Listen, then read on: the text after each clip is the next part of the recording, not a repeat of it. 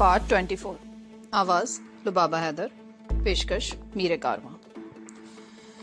ये के बाद दीगरे 4 धमाके हुए। लगता था जैसे मकान पर रॉकेटों से हमला कर दिया गया हो या बम फेंके जा रहे हों। छत का एक हिस्सा उड़ गया। टूटी हुई छत हमारे ऊपर गिर रही थी। ये भी शुक्र था कि छत पुख्ता लेंटर की नहीं थी। ये मकान पुरानी तर्ज का था। जमीन से 5 फुट ऊंची दीवार, उसके ऊपर लकड़ी की बल्लियों का फ्रेम बनाकर अंदर की तरफ खास मटेरियल से बने हुए 2 इंच मोटे गत्ते के पीस और बाहर की तरफ टिन की चादरें थी। छत भी उसी तरह की थी। सीलिंग मोटे गत्ते की और ऊपर हट की तरह स्लांट टिन की छत। उस इलाके के बेशतर मकानात उसी तर्ज के थे। दीवार की एक बल्ली टूटकर मेरे सर पर लगी। मुझे अपनी आंखों के सामने नीली पीली चिंगारियों से रक्स करती महसूस होने लगी। मैं सर को जोर जोर से झटकने लगा। जानकी और थाई की चीखें मुसलसल गूंज रही थी। रंगोली छत के गिरने वाले हिस्से के नीचे दब गई थी और शायद बेहोश हो गई थी, इसलिए उसकी आवाज सुनाई नहीं दे रही थी। हमारी तरफ वाली एक दीवार अंदर की तरफ झुक रही थी। मैंने जानकी को पलंग के नीचे धकेल दिया और खुद भी नीचे घुसकर दूसरी तरफ से थाई को खींचने लगा। उसी लम्हे एक और जोरदार धमाका हुआ और पूरी की पूरी छत हमारे ऊपर आन गिरी। थाई का ऊपर का धड़ पलंग के नीचे था, मगर उसकी टांगे गिरी हुई छत के नीचे दब गई थी। मैं और जानकी पलंग के नीचे होने की वजह से महफूज रहे थे। मुझे सर पर जो चोट लगी थी मैं उससे संभल गया था, मगर सर में अभी तक टीसें उठ रही थी। अब धमाके नहीं हो रहे थे। मैं समझ गया था कि मकान पर रॉकेटों या बमों से हमला किया गया था। हमलावर गालिबन जा चुके थे, लेकिन एक और खौफनाक हकीकत ने मुझे लर्जा के रख दिया था। धुएं की बू मेरे नथनों से टकरा रही थी। मैं पलंग के नीचे दबा हुआ था। थाई भी बेहोश हो चुकी थी। मैंने पलंग को अपने ऊपर से हटाने की कोशिश की, मगर गिरने वाली छत के बोझ से पलंग की एक पट्टी टूट गई थी, जिससे पलंग नीचे दब गया था और हम उसके नीचे फंस गए थे। मेरी आंखों के सामने वो मंजर घूम गया जब मैंने शाओलिन टेम्पल में इमारत के मलबे के नीचे दबे हुए एक आदमी को निकाला था। वो मेरी ची की कुव्वत का कारनामा था और इस वक्त भी मैंने ची से काम लेने का फैसला कर लिया। और फिर मुझे मुश्किल पेश नहीं आई। मैंने पलंग को अपने ऊपर से हटाकर एक तरफ फेंक दिया और फिर वो खौफनाक हकीकत खुलकर मेरे सामने आ गई। कमरे के दरवाजे के बाहर नारंगी शोले उठ रहे थे। धुएं में सांस लेना मुश्किल हो रहा था। मैं जानता था कि लकड़ी और गत्ते से बने हुए इस मकान में आग फैलने में ज्यादा देर नहीं लगेगी। मैंने सूरत हाल का जायजा लेने के लिए 1 सेकंड से ज्यादा वक्त नहीं लगाया। जानकी के भी कंधे और सर पर चोट लगी थी। वो करहा रही थी। थाई बेहोश पड़ी थी। उसकी टांगे मलबे के नीचे दबी हुई थी। रंगोली तो पूरी के पूरी छत के हिस्से के नीचे दबी हुई थी। मैंने सबसे पहले मलबा हटाकर रंगोली को खींचकर बाहर निकाला और उसी वक्त शोर और चीखों की आवाजें सुनाई देने लगी। आग फैलती जा रही थी। दरवाजे की तरफ से निकलना मुमकिन नहीं रहा था। जानकी, आग फैल रही है। दीवार का ये हिस्सा गिराने में मेरी मदद करो, मैंने जानकी को उठाते हुए कहा। दीवार इस तरह टूट कर गिरी थी कि उस तरफ का रास्ता भी बंद हो गया था। मैंने लकड़ी की एक बल्ली तोड़कर अलग की और दीवार पर मारने लगा।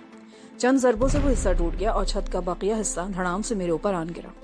आग फैल रही थी और बाहर से शोर की आवाजें भी बढ़ती जा रही थी। गली के दूसरे मकानों के लोग जमा हो गए थे और चीख चीख कर एक दूसरे को आग बुझाने के लिए कह रहे थे।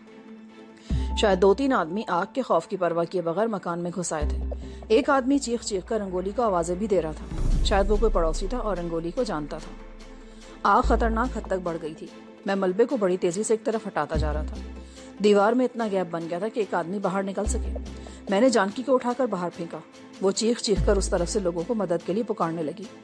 कुछ लोग दौड़कर उस तरफ आ गए और दीवार तोड़ने लगे। वो काम कम और शोर ज्यादा मचा रहे थे। मैंने मलबे के नीचे दबी हुई थाई को भी निकाल लिया। पलंग की पट्टी टूटने से उसके सर पर चोट लगी थी, जिससे वो बेहोश हो गई थी। बाहर से लोगों ने दीवार का काफी हिस्सा तोड़ लिया था। मैंने थाई को दूसरे लोगों के हवाले किया और रंगोली की तरफ लपका। धुएं से सांस लेना दुश्वार हो रहा था।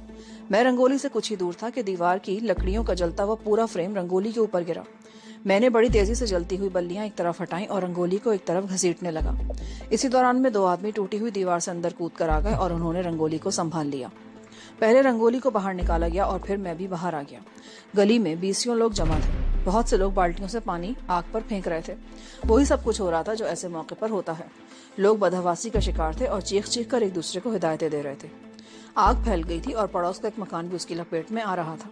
रंगोली और थाई को वहां से दूर एक मकान के सामने छोटे से लॉन में डाल दिया गया। जानकी भी उनके पास खड़ी थी। इर्द गिर्द बहुत से लोग जमा हो रहे थे। 1-2 आदमी चीख चीख कर उन्हें अस्पताल ले जाने को कह रहे थे और फिर उसी गली का एक आदमी गाड़ी ले आया। बेहोश रंगोली और थाई को गाड़ी में डाल दिया गया। एक और आदमी उनके साथ बैठ गया। मुझे और जानकी को दूसरी गाड़ी में बिठाया गया। 2 आदमी हमारे साथ भी बैठ गए और फिर दोनों गाड़ियां तेजी से हरकत में आ गई। दोनों गाड़ियां गलियों से निकलकर सहामट रोड से होती हुई सुपर हाईवे पर आ गई। किंग मंगराय स्टेचू वाले चौराहे से अगली कार तोसिंगा कलाय रोड पर मुड़ गई, जबकि हमारी कार सुपर हाईवे पर दौड़ती चली गई। वो गाड़ी उस तरफ गई है, तुम किस तरफ जा रहे हो? मैंने ड्राइवर से कहा। वो लोग ओवरब्रुक अस्पताल की तरफ गए हैं, लेकिन ये रास्ता जरा लंबा है, हम शॉर्टकट से निकलेंगे। कुछ ही देर बाद मुझे अंदाजा हो गया कि मामला कुछ गड़बड़ है, क्योंकि कार साइमोन नामी बुद्ध इबादत गाहों के करीब साइमोन रोड पर मुड़ गई थी। उस रास्ते से हम ओवरब्रुक अस्पताल तो नहीं, अलबत्ता मुखालिफ सिम जा रहे थे। ये तुम लोग कहाँ जा रहे हो? ये अस्पताल का रास्ता तो नहीं है। मैंने एक बार फिर ड्राइवर को मुखातिब किया। खामोशी से बैठे रहो मिस्टर। मेरे साथ बैठे हुए शख्स के हलक से ओराहट निकली।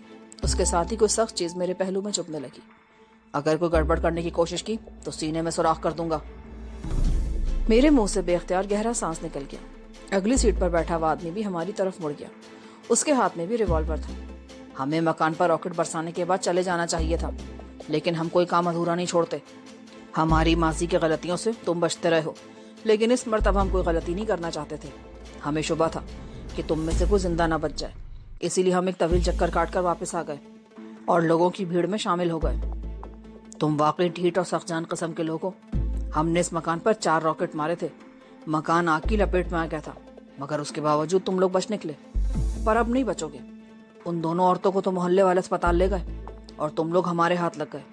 बदहवासी में किसी ने ये भी तवज्जो नहीं दी होगी कि तुम लोगों को कौन ले गया था। तुम लोगों की तलाश में शहर के तमाम अस्पताल छान मारे जाएंगे, मगर तुम लोगों का सुराग किसी को नहीं मिल सकेगा। तुम लोग हो कौन? हमारी तो तुमसे कोई दुश्मनी नहीं है। दुश्मनी तो तुमसे हमारी भी नहीं है। हम तो ऊपर के अहकामात की तामील कर रहे हैं। बैंकॉक वालों को तुम्हारी वापसी की इत्तला उसी रोज मिल गई थी जब तुम थालोब के बंगले पर आए थे। हमें फौरन ही हुक्म मिल गया था कि तुम्हारा बंदोबस्त कर दिया जाए। हमें हुक्म तो ये मिला था कि तुम लोग को खत्म कर दिया जाए, लेकिन ये भी कहा गया था कि अगर तुम जिंदा हाथ आ जाओ तो हमारा मुआवजा दुगना होगा। और अब ये हमारी किस्मत है कि तुम जिंदा ही हाथ लगे हो, जिसका मतलब है कि हमारा मुआवजा डबल। अगर मैं तुम्हें उससे भी डबल मुआवजा दे दूं तो बात नहीं बनेगी। उनसे गद्दारी करके हम दुश्मनी मोल नहीं लेना चाहते। हम तुमसे उतना दुगना मुआवजा तो वसूल कर लेंगे, मगर वो लोग हमें जिंदा नहीं छोड़ेंगे। इसलिए बात खत्म। अब तुम खामोश बैठे रहो। अच्छा, तो ये तो बता दो कि तुम हमें कहाँ लेके जा रहे हो? वांगचाय। ये जगह शहर से ज्यादा दूर नहीं है। 2-4 दिन वहां तुम लोगों को हम अपना मेहमान रखेंगे, और जब ये हंगामा कुछ ठंडा हो जाएगा तो तुम दोनों को बैंकॉक वालों के हवाले कर दिया जाएगा। उसके बाद मैंने वाकई कोई बात नहीं की। सड़कें सुनसान थी। कार अब साइमोन रोड से उतरकर वांगचाय की तरफ जाने वाली सड़क पर मुड़ गई थी। आगे दरिया का एक हिस्सा खाड़ी की तरह शहर के अंदर निकला हुआ था। कार का रुख उसी तरफ था। आगे एक मोड़ की वजह से कार की रफ्तार कम हो गई। जानकी दरवाजे की तरफ बैठी हुई थी। उसने मेरे पहलू में हल्का सा टहुका दिया और मोड़ घूमने के लिए कार की रफ्तार जैसे ही मजीद कम हुई, जानकी ने एक झटके से दरवाजा खोलकर बाहर छलांग लगा दी। ए रोको उसे! अगली सीट पर बैठा हुआ आदमी चीखा। जानकी ने जैसे ही मुझे टहुका दिया था, मैं उसी वक्त संभल गया था, और उसने जैसे ही दरवाजे को झटका दिया, मैंने बड़ी तेजी से हरकत करते हुए अपने साथ बैठे आदमी का हाथ मोड़ दिया। पिस्तौल का रुख पिछली तरफ हो गया। उस शख्स ने ट्रिगर दबा दिया या बदहवासी में दब गया था। गोली विंड स्क्रीन में सुराख करती हुई निकल गई। मैंने उसके हाथ को एक और झटका दिया। उसका हाथ ऊपर से मुड़ता हुआ सामने की तरफ आ गया और पिस्तौल की नाल अगली सीट की पुश से लग गई। उसी वक्त ट्रिगर एक बार फिर दब गया। अगली सीट पर बैठा हुआ आदमी तेजी से पीछे मुड़ा था, मगर पिस्तौल से निकली हुई गोली सीट में सुराख करती हुई उसकी पुश्त में पेवस्त हो गई। वो अपनी सीट पर उछला और कदरे आगे की तरफ लुढ़क गया। ड्राइवर भी सूरत हाल से बदहवास हो गया था। ठीक उसी वक्त सामने दूसरे मोड़ से एक गाड़ी उसी तरफ मुड़ी। उस पर चमकती हुई सुर्ख और नीली फ्लैश लाइट बता रही थी कि वो पुलिस की गाड़ी है, जिसे देखकर ड्राइवर कुछ बदहवास हो गया था। कार सड़क पर लहराने लगी। मेरा काम आसान हो गया था। मैंने अपने हरीफ का हाथ इस तरह मरोड़ दिया कि पिस्तौल का रुख फर्श की तरफ हो गया। उस शख्स ने मौके से फायदा उठाते हुए दूसरे हाथ से अपनी तरफ का दरवाजा खोला और बाहर छलांग लगाने की कोशिश करने लगा। उसका पूरा जिस्म कार से बाहर लटक गया। हाथ मेरी गिरफ्त में था। कार सड़क पर लहरा रही थी। मैंने उस शख्स का हाथ छोड़ दिया। ड्राइवर बुरी तरह बदहवास हो गया था। सामने से आने वाली पुलिस कार ने भी उसका रास्ता रोक लिया। मैंने अपनी सीट पर संभल कर एक बाजू ड्राइवर के गले पर लपेट दिया। कार बेकाबू होकर सड़क के किनारे फुटपाथ से टकरा गई। मुझे भी जोरदार झटका लगा था। ड्राइवर की गर्दन मेरे हाथ से छूट गई। उसने दरवाजा खोलकर बाहर छलांग लगाई और एक तरफ दौड़ने लगा। उसी वक्त पुलिस कार से 3 कांस्टेबल बरामद हुए। उनमें से एक ने चीखकर ड्राइवर को रुकने का हुक्म दिया, और जब वो नहीं रुका तो गोली चला दी। ड्राइवर चीखता हुआ ढेर हो गया। गोली उसकी टांग में लगी थी। मैं भी कार से उतर आया। एक पुलिस वाले ने मुझे रिवॉल्वर की जद पर ले लिया। ये लोग हमें अगवा करके ले जा रहे थे जनाब। मैंने जल्दी जल्दी उन्हें सूरत हाल से आगाह किया। आखिर में मैंने कहा, मेरी साथी ने इस मोटर कार से छलांग लगा दी थी, वो जख्मी है। पुलिस वाले ने मेरे साथ उस तरफ दौड़ लगा दी। तकरीबन 50 गज पीछे जानकी लंगड़ाती हुई इसी तरफ आ रही थी। कार से छलांग लगाने से उसके दोनों घुटनों पर चोट आई थी। कार से छलांग लगाने वाला दूसरा आदमी गलियों में गायब हो गया था। मैं जानकी को सहारा देकर कार तक लाया। जख्मी ड्राइवर को पुलिस वालों ने रिवॉल्वर की जद पर ले रखा था। अगली सीट पर बैठा हुआ दूसरा आदमी खत्म हो चुका था। सीट की पुष्ट से लगने वाली गोली पिछली तरफ से उसके दिल में बेवस्त हो गई थी। लाश को कार में ही छोड़ दिया गया। एक पुलिस वाला मुझसे जरा करने लगा, तुम वक्त जाया कर रहे हो ऑफिसर, मेरी साथी जख्मी है, इसे तिब्बी इमदाद की जरूरत है और मेरी साथी 2 खवातीन को बेहोशी की हालत में ओवरब्रुक अस्पताल भेजा गया था। पता नहीं वो भी वहां पहुंचाई गई है, उनके साथ भी कुछ धोखा हुआ है। ये शख्स, इसने अपने 2 साथियों के हमरा रंगोली के मकान पर रॉकेटों से हमला किया था। हम लोग बच गए मगर वो मकान अब भी जल रहा है। तुम अपने हेडक्वार्टर या मुतल्लिका पुलिस स्टेशन से उसकी तस्दीक कर लो। मकान पर हमले की इत्तला थाने तक पहुंच चुकी होगी। क्या नाम बताया तुमने? रंगोली? वही मशहूर रक्कासा तो नहीं गई वो? हाँ वही, हम उसके दोस्त हैं। जो कुछ भी करना है जल्दी करो ऑफिसर, अगर मजीद कोई गड़बड़ हो गई तो सरदार थालोब तुम लोगों को माफ नहीं करेगा। सरदार थालोब? पुलिस वाला चौंक गया। उसने 1-2 सवाल और किए, फिर अपनी कार के रेडियो पर हेडक्वार्टर से बात करने लगा। चंद मिनट बाद वो मेरी तरफ आ गया। पुलिस की गाड़ियां यहाँ आ रही हैं, हमारे ऑफिसर के आने से पहले तुम लोग यहाँ से नहीं जा सकते। मैं झंझला कर रह गया, लेकिन जाहिर है झंझलाहट का कोई फायदा नहीं था। मैं जानकी के करीब आ गया जो फुटपाथ पर बैठी हुई थी। कार से छलांग लगाने से उसकी कोहनी और दोनों घुटनों पर रगड़ लगी थी जिनमें से खून रिस रहा था। तकरीबन 15 मिनट बाद पुलिस की 2 गाड़ियां और वहां पहुंच गईं। एक ऑफिसर कुछ देर हमसे सवालात करता रहा, फिर हमें एक कार में बैठने का इशारा किया। उस वक्त सड़कों पर इक्का दुक्का गाड़ियों की आमदोरफ्त शुरू हो चुकी थी। फासला अगरचे बहुत ज्यादा था, लेकिन ट्रैफिक न होने की वजह से पुलिस कार को सिंघा कलाय रोड पर वाक़े ओवरब्रुक अस्पताल पहुंचने में ज्यादा देर नहीं लगी। थाई और रंगोली वहां मौजूद थी। थाई तो होश में आ चुकी थी मगर रंगोली अभी तक बेहोश थी। मलबे के नीचे दबने से थाई की टांगों पर दबाव पड़ा था मगर तकलीफ ज्यादा नहीं थी। जानकी को भी फौरन इमरजेंसी में एक डॉक्टर के हवाले कर दिया गया। पुलिस पहले भी वहां मौजूद थी, लेकिन थाई ने अभी तक पुलिस को कोई बयान नहीं दिया था। अलबत्ता ये दरख्वास्त की थी कि किसी तरह सरदार थालोब को इस हादसे की इत्तला दे दी जाए। उन्होंने सरदार को इत्तला दी या नहीं? मैंने पूछा। हाँ, वो घर से रवाना हो चुका है और मेरा ख्याल है यहाँ पहुंचने वाला है, थाई ने जवाब दिया। मजीद 10 मिनट गुजर गए। रंगोली होश में आ गई और उसके चंद ही मिनट बाद थालोब भी पहुंच गया। रंगोली को पेशानी पर चोट भी लगी थी जिस पर बैंडेज कर दी गई थी। मेरे सर पर भी गोमड़ सा बन गया था और जानकी के घुटनों और कोहनी पर भी बैंडेज थी। उसकी पेशानी पर भी चोट लगने से गोमड़ सा उभर आया था। हम सबकी ये हालत देखकर सरदार थालोब लाल भभूका हो गया। वो ठंडे दिमाग का आदमी था और हमेशा पुरसुकून रहता था, लेकिन उस वक्त उसने चीख चीख कर आसमान सर पे उठा लिया। पुलिस ऑफिसर उसके सामने खामोश खड़े थे। वो लोग पकड़ेगा या नहीं? थालोब ने पुलिस ऑफिसर से पूछा जो मेरे साथ आया था। एक आदमी को जख्मी करके हिरासत में ले लिया गया है, दूसरा अपने साथी की गोली से हलाक हो चुका है और तीसरा फरार हो गया, मगर मैं 2 घंटों के अंदर अंदर उसे सवालाखों के पीछे देखना चाहता हूँ। उसके जख्मी साथी से उसका ठिकाना मालूम करो और अगर वो 2 घंटे के अंदर गिरफ्तार ना हुआ तो। उसने जानबूझकर जुमला अधूरा छोड़ दिया। इसी दौरान में पुलिस के चंद आला अफसरान भी पहुंच गए।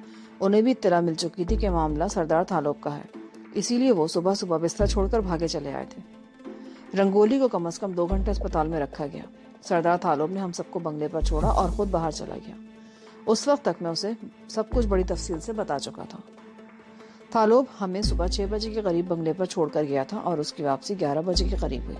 उसका चेहरा अब भी गुस्से से लाल हो रहा था। क्या हुआ? मफरूर पकड़ा गया या नहीं? कौन थे वो लोग? जो भाग गया था वो पकड़ा गया, लेकिन उसने कुछ बताने से पहले खुदकुशी कर ली।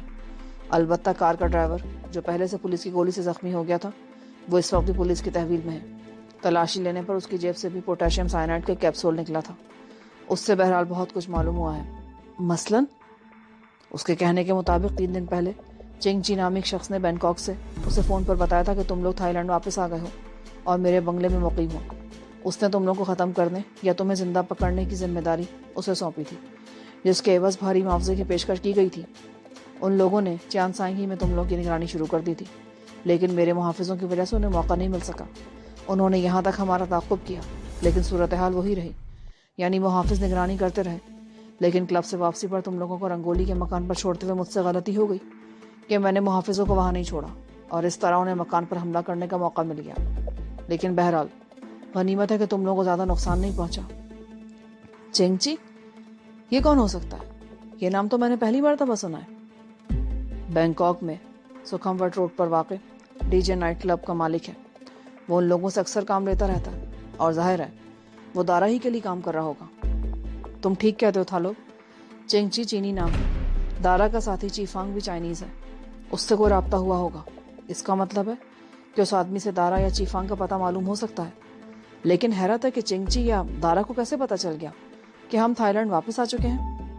میں نے تمہیں بتایا تھا نا کہ ان کے آدمی اب بھی یہاں موجود ہیں۔ انہوں نے تم لوگوں کو دیکھتے ہی بینکاک میں دارا کو اطلاع کر دی اور دارا نے ذمہ داری چینگ چی کو سونپ دی، جس نے یہاں اپنے آدمیوں کو فون کر دیا۔ ان لوگوں کے پکڑے جانے سے چینگ چی محتاط ہو جائے گا، ہو سکتا ہے وہ غائب ہو جائے۔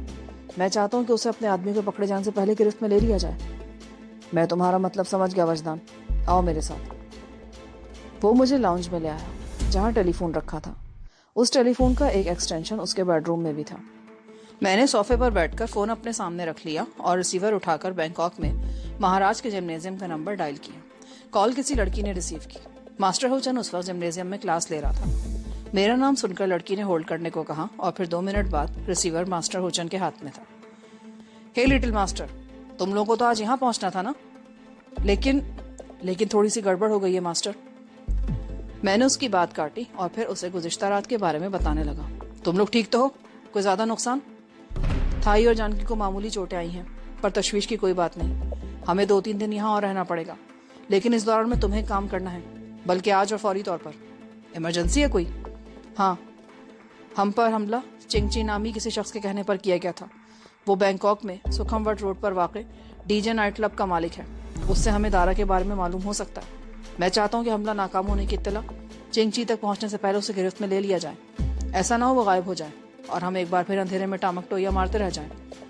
اپنا نمبر بتاؤ، میں 1.5-2 گھنٹے بعد تمہیں اطلاع دوں گا، ماسٹر ہوچن نے کہا۔ میں نے اسے فون نمبر نوٹ کرا دیا اور چند منٹ مزید گفتگو کرنے کے بعد فون بند کر دیا۔ صبح یہاں آنے کے بعد ہم نے صرف 1 کپ چائے پی تھی اور سردار تھالوب نے تو ابھی تک چائے بھی نہیں پی تھی۔ اس نے ملازم کو ناشتہ تیار کرنے کو کہا اور اس کمرے میں آ گیا جہاں رنگولی لیٹی تھی۔ وہ اکیلی تھی، جانکی اور تھائی دوسرے کمرے میں تھی۔ میں تھالوب کے ساتھ کچھ دیر اس کمرے میں رہا، پھر تھائی والے کمرے میں آ گیا۔ وہ دونوں لیٹی ہوئی تھی۔ میں بیٹھ کے سامنے کرسی پر بیٹھ گیا۔ پروگرام تو یہ تھا کہ آج ہم بینکاک چلے جائیں گے، لیکن اب ہمیں 2-4 دن یہیں رہنا پڑے گا۔ میں نے ان دونوں کی طرف دیکھتے ہوئے کہا، یہاں رہنے کا تو کوئی فائدہ نہیں، ہمیں آرام ہی کرنا ہے، وہ ہم بینکاک میں بھی کر سکتے ہیں۔ تھائی ٹھیک کہتی ہے، ہمیں یہاں رکنے کے بجائے بینکاک چلے جانا چاہیے، جانکی نے اس کی تائید کرتے ہوئے کہا۔ میں بھی ان کے خیال سے متفق تھا۔ اب یہاں میرا بھی دل نہیں لگ رہا تھا۔ بینکاک میں بھی اگرچہ ہمارا ایسا کوئی مستقل ٹھکانہ نہیں تھا جسے گھر کہا جا سکتا، مگر میں اسے ہوم سک ہی کہوں گا، جہاں ہماری زندگیوں کا بیشتر حصہ گزرا تھا۔ اب وہ جگہ ہمیں بڑی شدت سے یاد آ رہی تھی۔ ابھی ہم باتیں کر ہی رہے تھے کہ کامن روم سے ٹیلی فون کی گھنٹی سنائی دی۔ میں اپنی جگہ پر بیٹھا رہا۔ ماسٹر ہوچن نے 1.5-2 گھنٹے بعد کال کرنے کو کہا تھا اور ابھی آدھا گھنٹہ ہی ہوا تھا۔ میرا خیال تھا کہ یہ کال سردار تھالوب کے لیے ہوگی۔ سردار تھالوب نے اپنے کمرے سے نکل کر کال ریسیو کی اور تقریباً 5 منٹ بعد مجھے آواز دی، مہاراج تم سے بات کرنا چاہتے ہیں۔ میں نے ریسیور لے لیا۔ 5 منٹ کی گفتگو کے دوران میں سردار تھالوب سے مہاراج نے بہت کچھ معلوم کر لیا ہوگا، لیکن وہ میری زبان سے بھی کچھ سننا چاہتے تھے۔ میں تقریباً 15 منٹ تک مہاراج سے باتیں کرتا رہا۔ سب سے پہلے انہوں نے ہماری خیریت دریافت کی، پھر مجھے گزشتہ رات کے واقعات کی تفصیل دہرانی پڑی۔ وہاں اگر کوئی گڑبڑ نہیں ہے تو تم لوگ بینکاک آ جاؤ تاکہ یہاں تم لوگوں کا بہتر علاج اور دیکھ بھال ہو سکے، مہاراج نے کہا۔ سردار تھالوب کی وجہ سے یہاں ہمیں کوئی پریشانی نہیں ہے، لیکن ہم سوچ رہے ہیں کہ کل یا زیادہ سے زیادہ پرسوں بینکاک آ جائے۔ ٹھیک ہے، جو تم مناسب سمجھو، اور میری طرف سے تھائی، جانکی اور رنگولی کو پوچھنا، اور اب ریسیور تھالوب کو دے دو۔ میں نے ریسیور سردار کو دے دیا۔ سردار تھالوب تقریباً 5 منٹ تک مہاراج سے باتیں کرتا رہا۔ وہ مہاراج کو تسلی دے رہا تھا کہ وہ ہمارے لیے پریشان نہ ہو، 1-2 دن آرام کرنے کے بعد وہ خود ہمیں بینکاک لے آئے گا۔ اس کے تھوڑی دیر بعد ملازم نے بتایا کہ میز پر ناشتہ لگا دیا گیا ہے۔ ہم سب لوگ ڈائننگ ہال میں آ گئے۔ رنگولی بھی آہستہ آہستہ چلتی ہوئی وہاں تک آ گئی تھی۔ यूं तो हम सबको चोटें लगी थी, मगर सबसे ज्यादा रंगोली मुतासर हुई थी। नाश्ता करने के फौरन बाद वो कमरे में जाकर लेट गई। थालोब कुछ देर हमारे पास बैठा रहा, फिर वो भी उठकर कमरे में चला गया। हम भी उसी कमरे में आ गए जहां पहले बैठे थे। तकरीबन 2 बजे के करीब फोन की घंटी बजी तो मैंने कॉमन रूम में आकर कॉल रिसीव की। वो बैंकॉक से मास्टर होचन की कॉल थी। यस मास्टर, क्या रहा? गड़बड़ हो गई लिटिल मास्टर।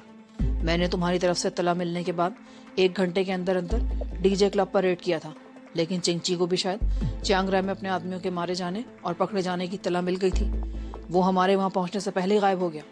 अलबत्ता होशिंग नाम की एक चीनी लड़की हमारे हाथ लगी है, जिसने कुछ और सनसनीखेज इंकशाफात किए हैं। होशिंग? मेरा दिमाग भग से उड़ गया। होशिंग वही लड़की थी जिसने शाओलिन टेम्पल में मुझे धोखे से अगवा करने की कोशिश की थी और फिर एक वीराने में मेगा टेराट के साथ फरार हो गई थी। लेकिन मुमकिन है डीजे क्लब से पकड़े जाने वाली होशिंग नाम की लड़की कोई और हो। मैंने तस्दीक करने के लिए पूछा, क्या उस लड़की का शाओलिन टेम्पल से भी कोई ताल्लुक रहा है? यस लिटिल मास्टर, ये वही लड़की है जिसने शाओलिन में तुम्हें धोखे से अगवा करने की कोशिश की थी। उसने और भी बहुत सी बातें बताई हैं। मेगा नाम का उसका एक और साथी भी यहाँ मौजूद था, वो भी चिंगची के साथ गायब हो चुका है। ओह, होशिंग बहुत खतरनाक लड़की है मास्टर, उसका ख्याल रखना, उससे हमें बहुत कुछ मालूम हो सकता है। उसकी तुम फिक्र मत करो। तुम यहाँ कब तक आ रहे हो? मैं कल या परसों तक आ जाऊंगा। फिर चंद मिनट मजीद बातें करने के बाद मैंने फोन बंद किया और कमरे में आकर थाई और जानकी को सूरत हाल से आगाह करने लगा। होशिंग के बारे में थाई कुछ नहीं जानती थी, अलबत्ता जानकी उससे अच्छी तरह वाकिफ थी। तो वो हराफा बैंकॉक भी पहुंच गई। हम लोग तो लाओस में भटकते रहे।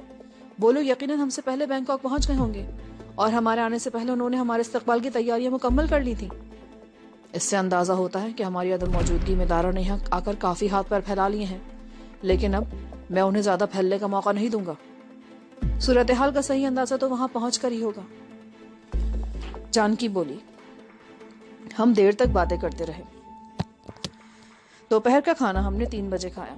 उस वक्त मैंने सरदार थालोब को मास्टर होचन की कॉल के बारे में बता दिया। सब ठीक हो जाएगा। हमने चांसाइंग से उनके कदम उखाड़े हैं तो बैंकॉक में भी उन्हें टिकने नहीं देंगे। बस 2-4 दिन की बात है। थालोब को होशिंग और मेगा टेराट के बारे में मालूम नहीं था। मैंने उसे उन दोनों के बारे में तफसील से बता दिया। सब ठीक हो जाएगा। थालोब बोला। खाने के बाद थालोब फौरन ही रंगोली के कमरे में चला गया। वो खाने पर नहीं आई थी। उस रात खाने के बाद मैं, जानकी और थाई भी उनके कमरे में आ गए और हमने उन दोनों को घेर लिया। बैंकॉक वाला मामला तो चलता ही रहेगा। हो सकता वो कुछ और तोल खींच जाए, लेकिन हम तुम दोनों को सिर्फ 1 हफ्ते की मोहलत दे रहे हैं। सिर्फ 1 हफ्ता, उससे ज्यादा नहीं। उस वक्त तक रंगोली बिल्कुल ठीक हो जाएगी। तुम भी अपने कबीले वालों को बता दो, ये शादी चांसाइन में होगी और तुम्हारे कबीले के रस्म रिवाज के मुताबिक बड़ी धूमधाम से होगी। थालोब के ख्याल में 1 हफ्ते की मोहलत बहुत कम थी। बहरहाल ये मोहलत 2 हफ्ते कर दी गई। अभी हम ये बातें कर ही रहे थे कि बेड साइड टेबल पर रखे हुए फोन की घंटी बजी।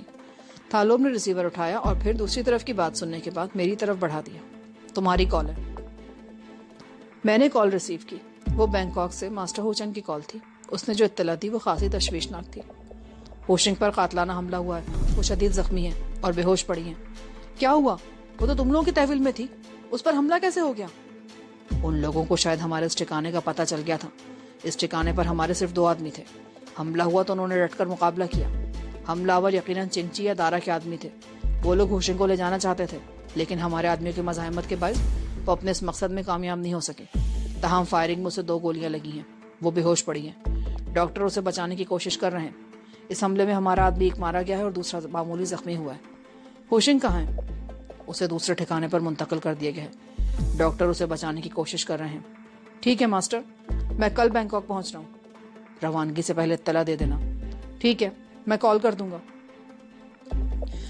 मैंने ये कहते हुए रिसीवर रखा और थालोब और थाई वगैरह को सूरत हाल से आगाह करने लगा।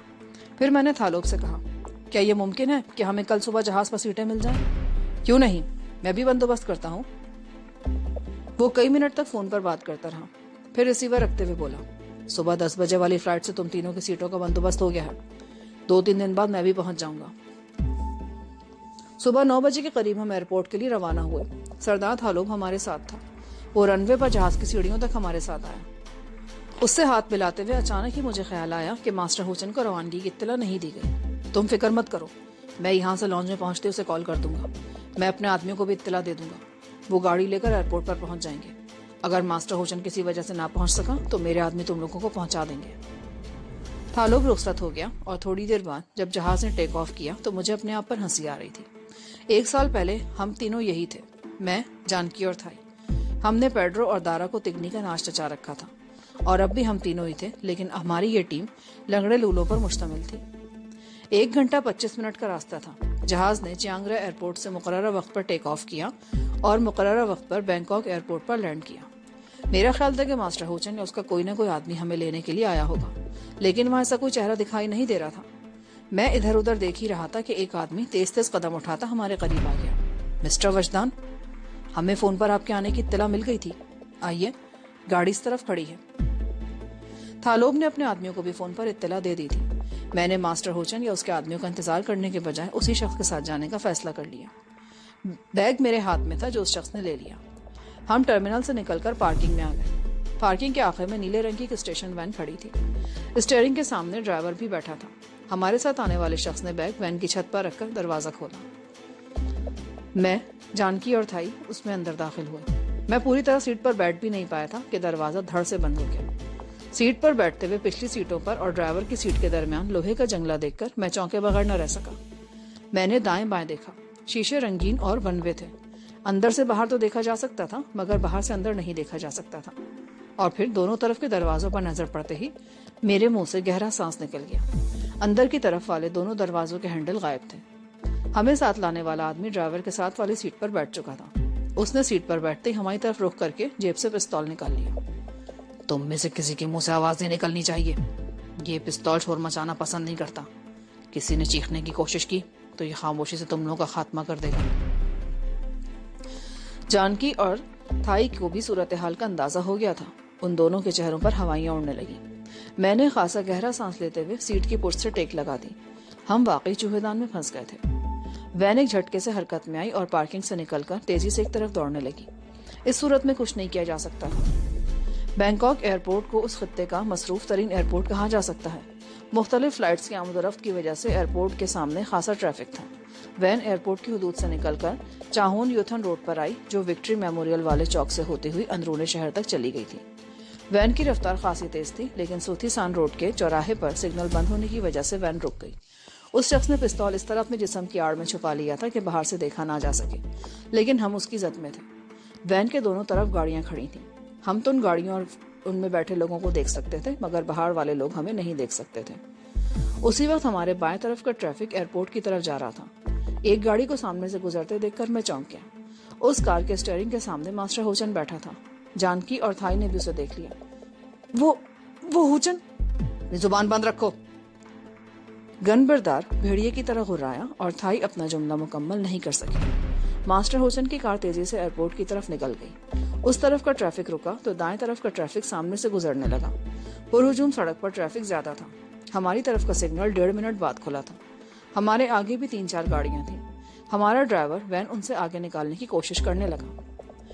तकरीबन 50 गज का फासला तय होने के बाद एक जोरदार धमाका हुआ और वैन लड़खड़ाने लगी। अगली सीट पर बैठा हुआ गनमैन उछल पड़ा और मोहतात नजरों से इधर उधर देखने लगा। वैन का अगला एक टायर ब्रस्ट हो गया था। ड्राइवर ने वैन को संभाल लिया और उसे ट्रैफिक के हुजूम से निकालकर सड़क के किनारे पर लगाकर रोक लिया और दरवाजा खोलकर नीचे उतर आया। टायर ब्रस्ट हो गया है, उसने अपने साथी को बताया। उसे तब्दील करो जल्दी। पर स्पेयर टायर तो छत पर रखा है, लेकिन टूल बॉक्स और जैक अंदर है, ड्राइवर ने बताया। दरवाजा खोलकर जैक और टूल बॉक्स निकालो, मैं इन्हें देखता हूँ, उस शख्स ने कहा और फिर हमारी तरफ देखकर गुर्राया। अगर तुम में से किसी ने हरकत करने की कोशिश की तो मैं बिला दरिक गोली मार दूंगा। ड्राइवर ने जानकी की तरफ वाला दरवाजा बाहर से खोल दिया। उसके चेहरे पर हल्के से खौफ के तासुरात थे। उसने सीट के पीछे झुककर टूल बॉक्स और जैक बाहर खींच लिया और दरवाजा धड़ से बंद कर दिया। हम तीनों इत्मीनान से अपनी जगह पर बैठे रहे। ड्राइवर ने जैक लगाकर पहले ब्रस्ट उधर टायर निकाला और फिर दूसरा टायर चढ़ाने लगा। दूसरा आदमी हमें पिस्तौल की जद पर लिए सीट पर बैठा रहा।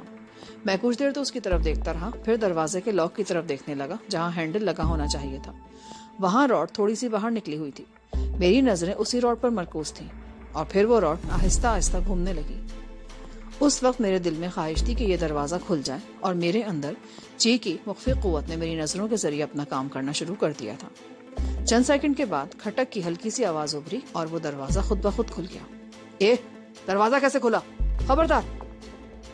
گن بردار چیخا اور ٹھیک اسی وقت ایک کار بریکوں کی تیز چرچراہٹ کی آواز کے ساتھ وین سے چند گز آگے رکی اور ماسٹر ہوچن ایک اور لڑکے کے ساتھ کار سے اتر کر ہماری وین کی طرف دوڑا۔